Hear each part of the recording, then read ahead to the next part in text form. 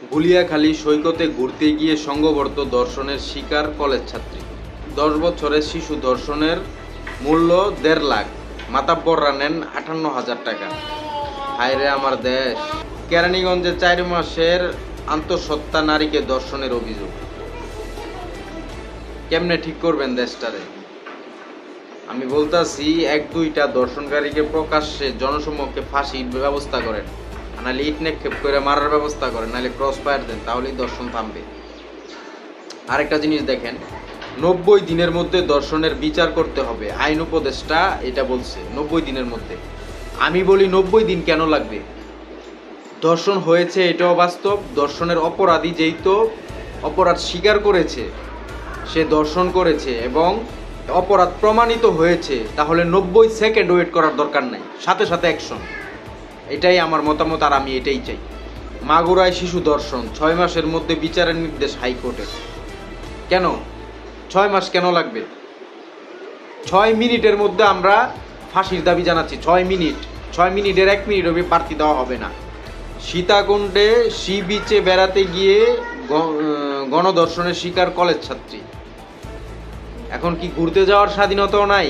এই যে ধর্ষণ হইতেছে, আমি বলি যারা ধর্ষণ করেছে ধর্ষণকারীকে ধরে আইনের আওতায় আনা হোক এবং তার অপরাধ প্রমাণিত হলে তাকে যাতে একদিনও ওয়েট না করানো হয়, সঙ্গে সঙ্গে তার ফাঁসির দাবি জানাচ্ছি।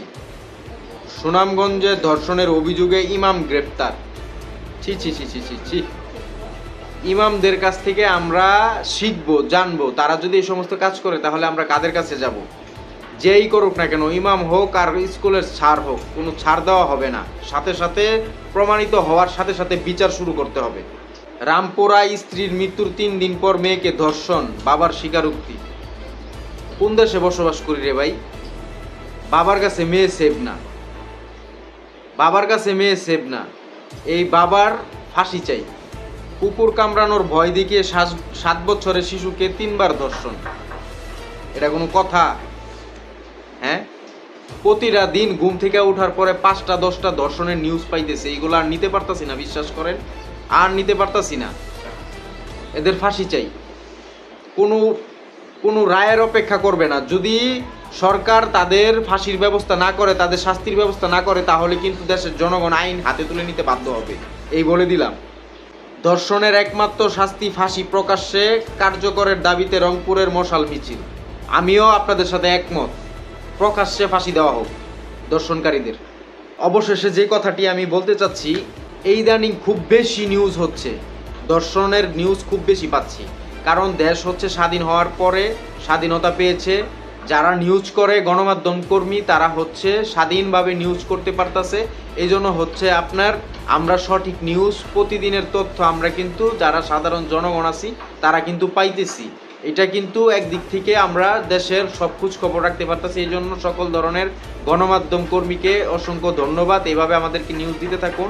আর আইন শৃঙ্খলা বাহিনীদেরকে বলতে চাই, আপনারা অতি তাড়াতাড়ি যাদের উপরে ধর্ষণ বা যে কোনো অপরাধ, ছিনতাই, চুরি, ডাকাতি, যে কোনো ধর্ষণের অপরাধের যদি আসামি হয়ে থাকে আর সেটা যদি প্রমাণিত হয়ে যায়, এর শাস্তি আপনারা 1 ঘন্টার মধ্যে দেওয়ার ব্যবস্থা করুন, তাহলেই দেখবেন ধর্ষণ থেমে যাবে। ধর্ষণ থামানোর জন্য প্রকাশ্যে ধর্ষণকারীদের ফাঁসি চাই। আমাদের সাথে যারা আমার এই কথার সাথে, আমার এই বক্তব্যের সাথে যারা একমত আছেন, তারা অবশ্যই কমেন্টে আপনাদের মতামত জানাবেন এবং ভিডিওটি শেয়ার করে দিবেন। ধন্যবাদ সবাইকে। আর হ্যাঁ, আরেকটা কথা বলতে চাই, এই দেশে কিন্তু সবাই সাধু না, কিছু কিছু অসাধু ব্যক্তিও আছে, অসাধু মানুষও আছে।